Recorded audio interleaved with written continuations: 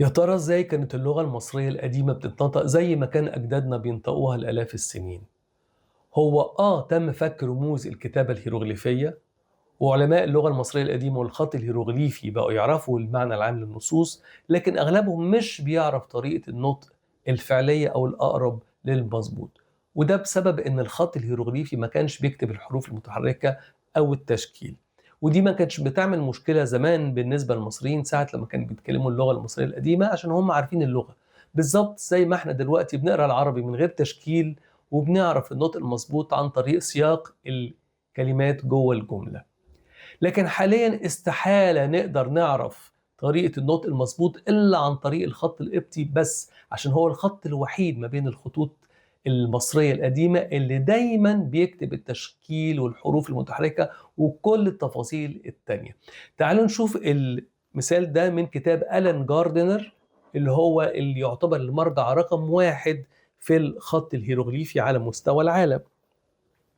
فهو قايل بالظبط كده إن الجمل وبالأخص الجمل الفعلية بيبقى فيها مشكلة وغموض في المعنى بسبب عدم وجود الحروف المتحركة. فكاتب مثلا الجملة دي بتتكلم عن شمس وشروق بتشرق والسماء، فقال لك ممكن تحتمل معاني كتير، يا إما الشمس بتشرق في السماء، أو الشمس شرقت في السماء، الشمس هتشرق في السماء، لما الشمس بتشرق في السماء، لما الشمس شرقت في السماء، لو الشمس بتشرق في السماء فلتشرق الشمس في السماء، إن الشمس ممكن تشرق في السماء. شايفين قد إيه احتمالات كتير؟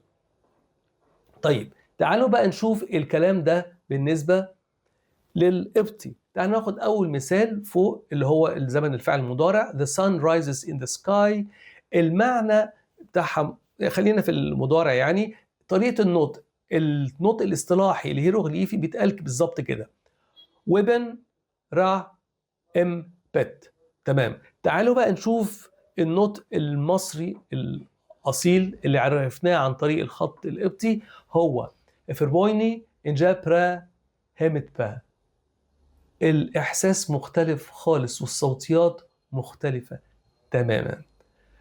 أتمنى تكونوا استمتعتوا بالمعلومات، ونشوفكم في حلقة تانية إن شاء الله.